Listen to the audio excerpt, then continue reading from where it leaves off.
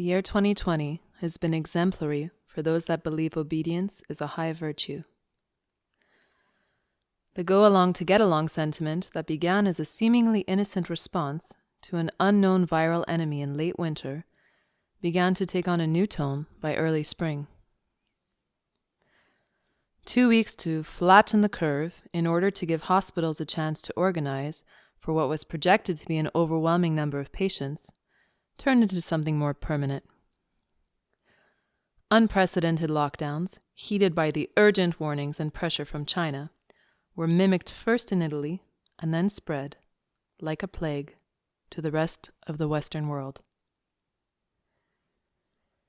These draconian measures usurped the global population, as we were told that this was for the greater good, and the only way to end the restrictions was to obey the contradiction, to adhere to them at all costs, without exception.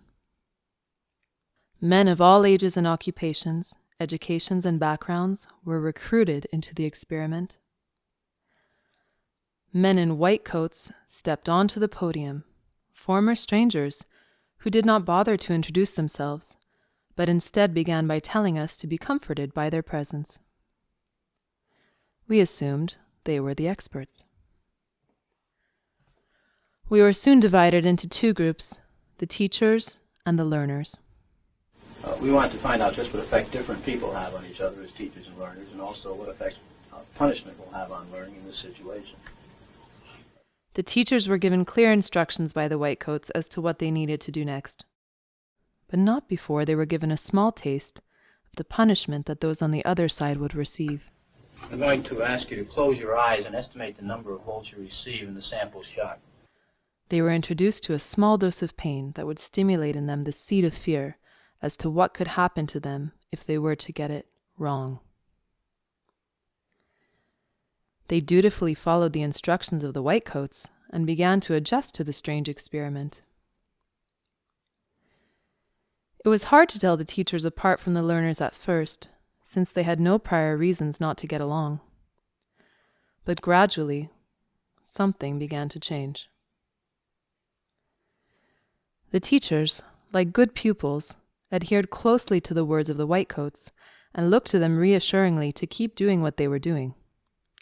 They proudly played their part, conforming to the rules and regulations set by the whitecoats. They adapted to their new positions as educators to their counterparts and continued to point out, with ever-increasingly painful punishments, when the learners said the wrong things. Time. Let me out! That guy's hollering in there. Continue, please. Go on. The learners began to protest the injustice and the suffering. They wanted out of the experiment. They knew at this point that there was nothing normal about it. Things had gone too far. Some of the teachers wanted out too. They never wanted things to go this far, but they didn't know how to get out of the situation they were in. I can't stand the pain! Let me out of You can't stand it. I'm not going to kill that man. Eh? You hear him hollering? He's As I said before, the shocks may be painful, but they're not dangerous. They're hollering. He can't stand it. What if something happens to him? Despite knowing that something didn't sit quite right with them, they still felt compelled to listen to instruction and carry on obeying in hopes that it would soon be over. The experiment requires that you continue, teacher. Yeah, but I'm not going to get that man sick in there. I mean, he's hollering in there. You know what I mean? Whether the learner likes it or not, we must go on until he's learned all the word I'd refuse to take the responsibility of him getting hurt in there. They deceived themselves into abdicating responsibility to the ones handing down orders. They lost sight of their individual choices in life, instead mindlessly doing as they were told, becoming complicit in the whole affair. He's under hollering. It's absolutely essential that you continue, teacher. There's too many left here, and geez, he gets wrong here. There's too many of them left. Who's going to take the responsibility if anything happens to that gentleman? I'm responsible for anything that happens here. Continue, please. All right, next one, slow. Wrong. Becoming more emboldened with their unprecedented new reign of authority, and the consent of the majority, the whitecoats pushed on harder. They kept the narrative going, imposing harsher conditions on all involved in the experiment, and encouraged the teachers to punish the learners if they continued to get it wrong.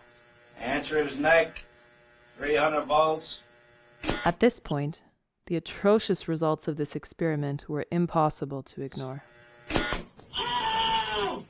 The learners began to protest more loudly, their suffering having become unbearable. They were fighting for their livelihoods, their freedom, their pulse. But the louder their cries, the more their counterparts turned a blind eye. At this point, they had given up all responsibility for the outcome of their involvement, becoming completely submissive to authority, as their fellow man's cries became inaudible to them. Continue. The next word is green, please. Green. With the new normal affirmed by the consent of the majority, the whitecoats successfully created a cognitive dissonance so strong in the population that they could no longer clearly see the difference between right and wrong. I don't get no answer, no noise. Something I think has happened to the gentleman in there, sir. We must continue. Go on, please. You're going to keep giving him, what, 450 volts every shot now? That's correct. Continue. The next word is white. White, 450 volts. With a distorted sense of reality and loss of ownership over one's own identity, it was now easy to suggest that what was true yesterday was no longer allowed to be remembered today. With all of the old systems being replaced by the use of masks, social distancing, the new normal, bubbles, online classrooms, isolation and fear, snitching, and social unrest, it would leave this traumatized control group reeling from something they did not sign up for. What was happening to society? What was wrong with these people? How did things completely and inexorably fall apart in such a short amount of time? Were the teachers evil? Were the learners deserving to be punished? Was there something wrong with either group? Or were they purposefully manipulated like puppets in order to play out a scenario that they were not psychologically prepared to handle? Next one is short. Sentence, movie, spurt, time. All right, excuse me, teacher. We'll have to discontinue the experiment. I'd like to ask you a few questions, if I may. How do you feel, by the way? I feel all right, but I don't like what's happened to that fellow in there. He's been hollering and we had to keep giving him shots. I didn't like that one bit. I mean, he wanted to get out and he just kept going, kept throwing 450 volts. I didn't like that. He wouldn't even look at him, that gentleman. Well, who was actually pushing the switch? I was. But he kept insisting. I told him no, but he said, it's got to keep going. I told him it's time we stopped when we got up to 195, 210 volts. Well, why didn't you just stop? He wouldn't let me. I wanted to stop. The momentum of 2020's psychological experiment, combined with what Carl Jung might have referred to as the collective unconscious shadow of contemporary society, bring to mind a quote by Alexander Solzhenitsyn, noble author of the Gulag Archipelago. If only there were evil people somewhere insidiously committing evil deeds, and it were necessary only to separate them from the rest of us and destroy them. But the line dividing good and evil cuts through the heart of every human being. And who is willing to destroy a piece of his own heart? Many people, not knowing much about the experiment, claim that subjects who go to the end of the board are sadistic. Nothing could be more foolish as an overall characterization of these persons. The context of their action must always be considered. The individual, upon entering the laboratory, becomes integrated into a situation that carries its own momentum. The results, as I observe them in the laboratory, are disturbing. They raise the possibility that human nature cannot be counted on to insulate men from brutality and inhumane treatment at the direction of malevolent authority. A substantial proportion of people do what they are told to do, irrespective of the content of the act and without limitations of conscience, so long as they perceive that the command comes from a legitimate authority. Is it possible that a malevolent authority could exist, not only in the history books, but in the very present times? Is it possible that you might not know what was actually going on, that you might have the wool pulled over your eyes, and that perhaps the trust in higher authority you took for granted might be wielded as a weapon against you?